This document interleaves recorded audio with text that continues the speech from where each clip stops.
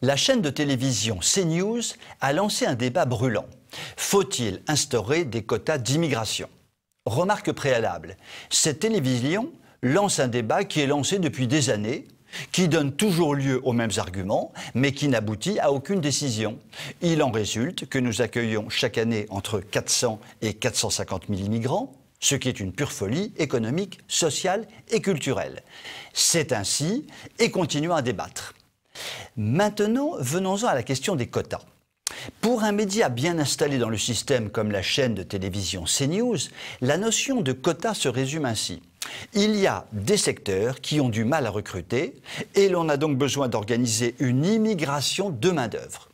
Dans les faits, il s'agit de faire venir des immigrés qui vont occuper les postes et faire le travail que les Français ne veulent pas faire, les pauvres choux.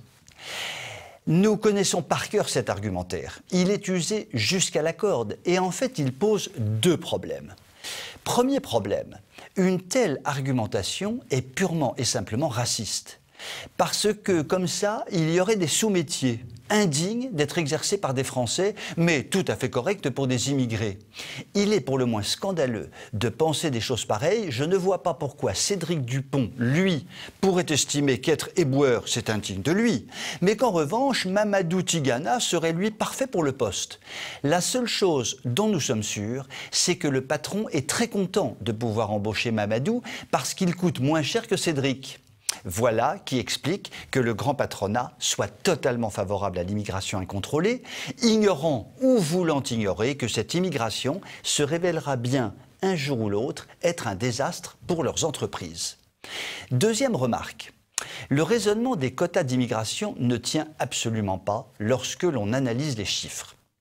Si l'on a effectivement besoin des étrangers pour faire les sales boulots que les Français ne veulent pas faire, pourquoi diable est-ce que le taux de chômage des populations d'origine immigrée est 3 fois plus élevé que celui des Français dits de souche? Là, il y a un petit problème. Voyons, va-t-on rétorquer, c'est à cause du racisme, on ne veut pas les embaucher parce qu'ils sont étrangers. Mais alors, ils les occupent, ces postes que les Français ne veulent pas exercer, ou ils ne les occupent pas? En fait, cela s'appelle de la statistique à géométrie variable. Avec dessous de bon sens, on sent bien la manipulation qui n'a qu'un seul objectif, ouvrir encore un peu plus les vannes de l'immigration en la justifiant n'importe comment. Vous pouvez m'écrire si vous le voulez. À très bientôt.